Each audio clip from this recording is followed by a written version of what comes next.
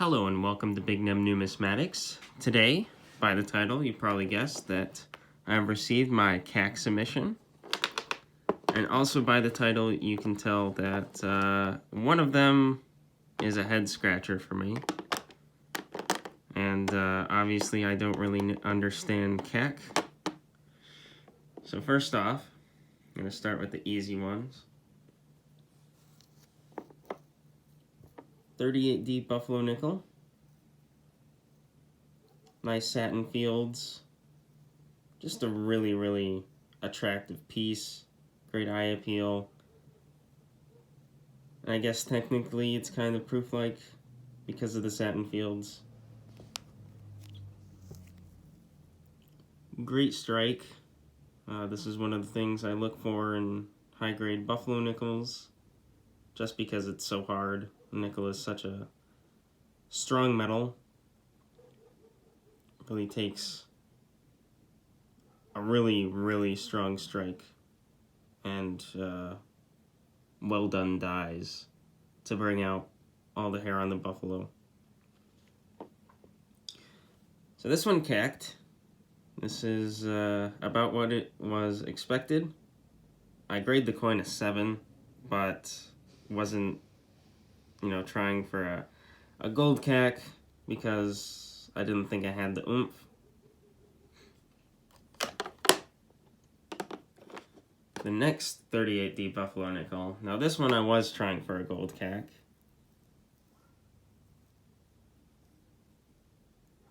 Just really nice. The toning is great. Strike is great. Luster is great. I mean, look at that.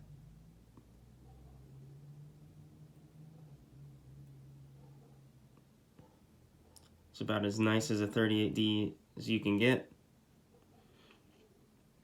Unfortunately, only a green CAC.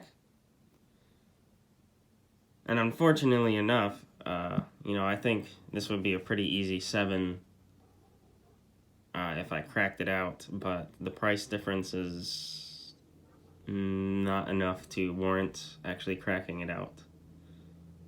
But overall, really nice coin. Really bummed, but, you can still see it. It's extremely hard to get a 6 coin as a gold CAC. So next is this 1851 Trime, 3-cent silver. And the obverse is pretty dull. You can see the 75% silver at work. It's like a really toned over, terminally toned war nickel. Still has deep purple and blue toning.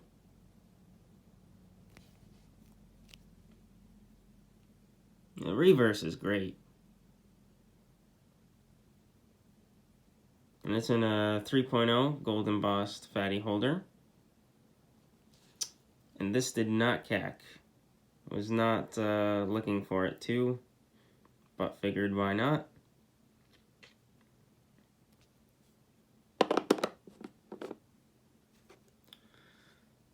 Next is actually a really hard coin to CAC and get in, any high grades.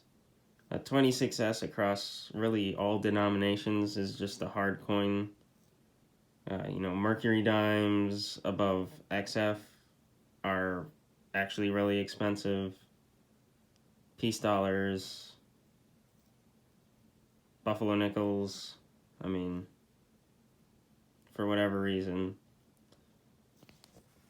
But very few have been CAC'd, very few. I've not looked at the official thing, but just looking through 64 auctions, I've seen like 3 off PCGS.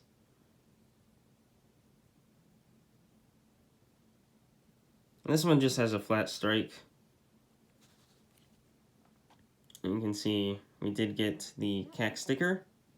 which I'm pretty stoked about. Fields are really, really clean. It's just the strike that holds it back from a 5, I think. And it's a huge jump. And this goes from like, you know, $1,000 coin to a $3,000 coin in the next grade up, just because of the condition rarity. And finally, we have this gorgeous Barber dime with PL look to it.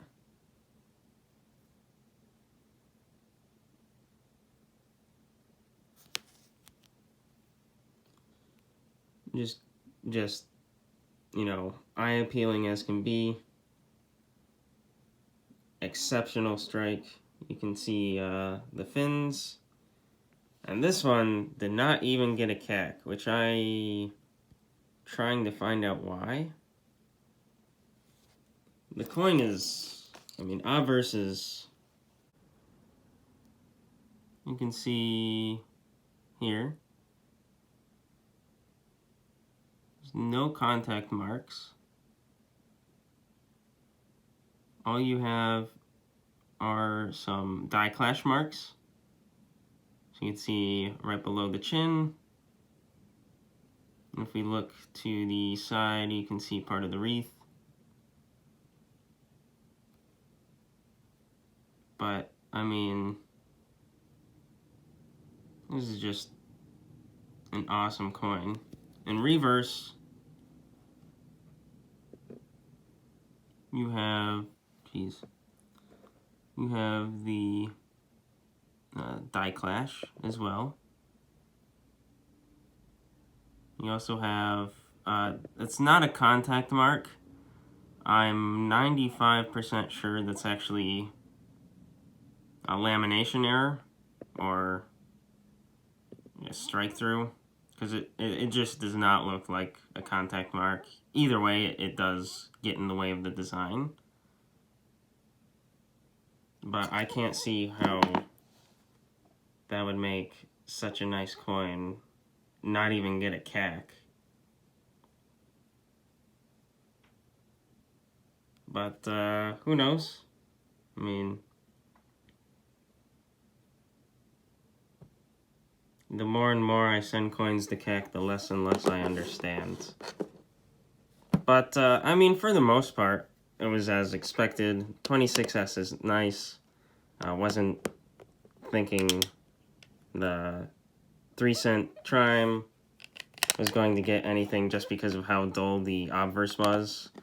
And I mean, this is a bit disappointing as well, but you know, expecting a gold CAC on a 6 coin is, you know, pretty naive.